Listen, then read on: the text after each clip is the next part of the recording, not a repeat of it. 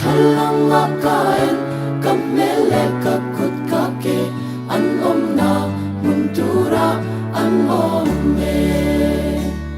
zarin mutuin sinin thau cha em cây ni po vo in su kan thau cha em dar thalang nga kain kamele kakut kake an na muntura an me kan lo me ni thar lim ro pui min then im mal som na cha thei turin dam dam nin te har sat na mong an na te lo khen chen ma se vo in kan khen vang hian in kan lo me mi por som ten dam na runan be a chen ero phong khop pui an lo ye ele ramma kan lo le kan pe se kin reng le lo ma in na nang in kan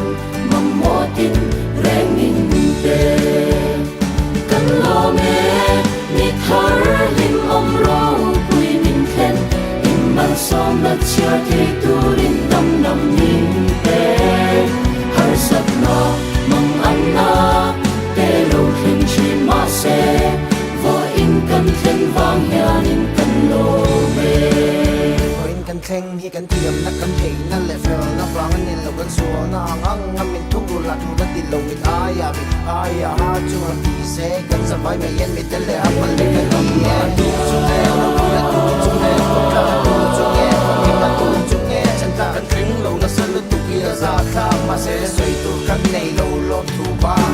kan tu so ma piang kan ai kan tin ma chian no fa ka kan nei hi fa in lung ai na tu chu kan nei yu ka ring ma se dam na kan sang hi kan nei in kan em phak lo thei lo che kan lo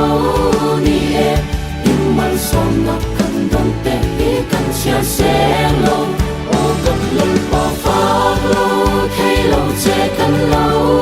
ni e in man som na tin reng hi kan chia se lo